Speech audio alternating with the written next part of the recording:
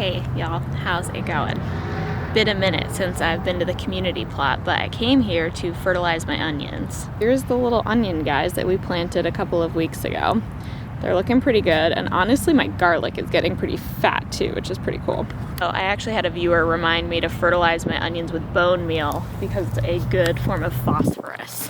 So I grabbed some bone meal and fertilized and watered. Always make sure you water after you fertilize. We are due for some rain, which is a good thing. So the rain should really help get all of this fertilizer in, but let's take a look at some of these.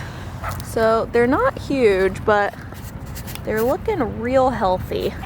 I'm not really sure how this guy ended up out of its hole, but we're just gonna stick him right back in and hope for the best. But these onions look really, really solid. Excited to see them grow. And then some of my garlic is looking really nice. Some of this garlic got a little trampled when I invited people to come take zinnias in the fall. But it's making a comeback. Garlic takes for friggin' ever, but it's super resilient, which is awesome. Okay, sorry y'all, I got to chit-chatting at the community garden, which is what always happens. But I am actually going to get seed potatoes today. I should have done it earlier in the week and I didn't. So I'm going to get seed potatoes and get them planted. Haven't really decided where I'm gonna plant them yet, to be super honest, so I don't really know how many I need. But seed potatoes go out of stock really fast around here, so we're just gonna go get some. I've never grown potatoes before, but it's gonna be interesting.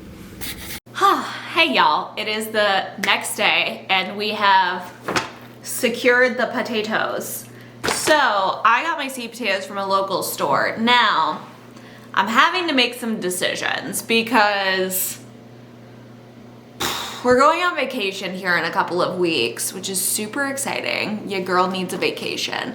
But I don't want to have our friends that are staying at our house with our dogs necessarily have to worry about like covering my seed potatoes or my potatoes. I also don't know where I want to plant them. I kind of just got excited and I bought them. And that was pretty much all the thought that went into it. I do think I may want to use my grow bags. I do think I know that, but I wanted to show you the kinds of potatoes that I got. So there are three kinds of potatoes that I got. We have the red Pontiac, a Yukon Gold, and a Kennenbeck. These are like the really good French fry ones. And I probably got too many for the amount of space that I have to actually grow potatoes, but it was a slightly unhinged, unplanned potato buy.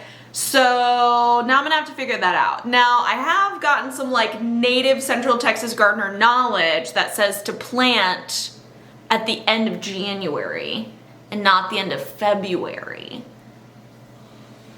That's like now. So here's what I'm thinking I'm gonna do. I think I'm gonna wait until I get back from vacation and we're just gonna kind of see how it goes. I mean, I'm just kind of doing like, kind of flying by the seat of my pants on this one. But it's fine, sometimes we do that and that's okay. I also got a box from one of my garden friends who's become a really amazing pen pal. And so I didn't have time to actually unpack this box last night, but I do have time today. So I wanted to go through with you everything that's in this box because making gardening friends is great. This looks like a little strawberry guy, so we'll plant him out in the green stalk. And then this is a special type of red corn that he was telling me about that I think I'm gonna try to find the space to plant, and here's the cornmeal from that corn. And so I think I'm actually gonna try and make cornbread with this weekend. It's called Bloody Butcher Corn.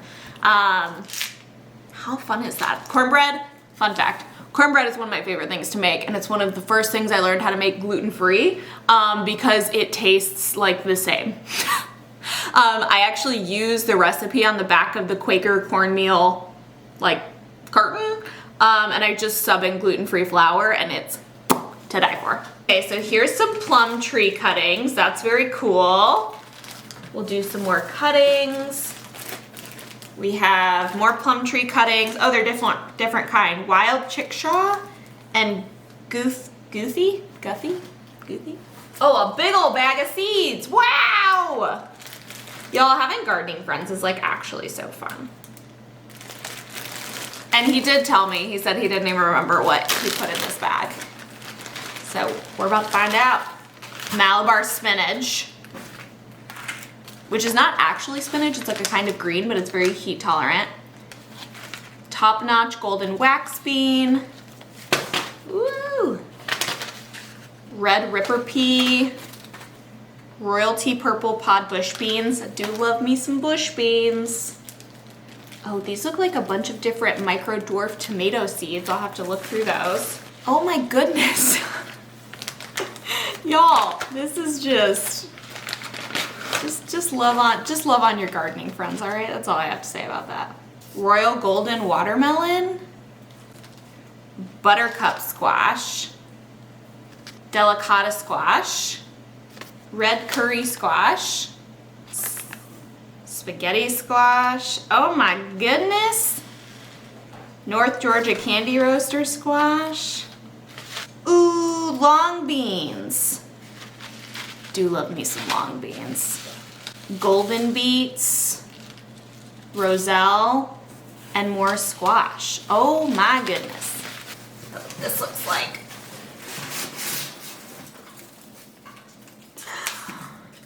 Here is a tree cutting, it looks like. That's what this is. I'll have to double check what this is. He did send me an email telling me what it was. Side. More cuttings from a fig. 2 figs. Cuttings from 2 figs. More figs. Oh my goodness. Y'all.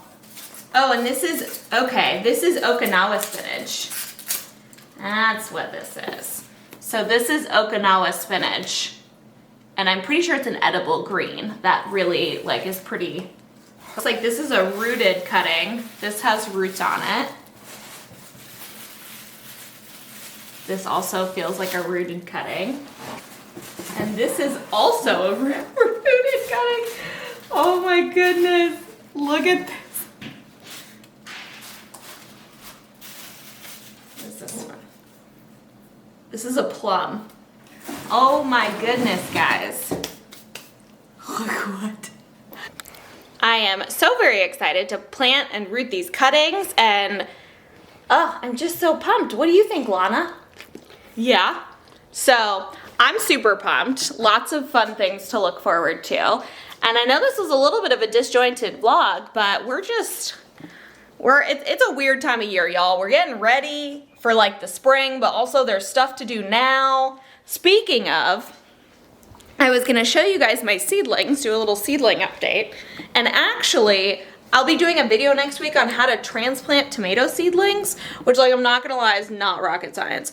But some of my seedlings are getting tall, some of them are a little leggy, oops.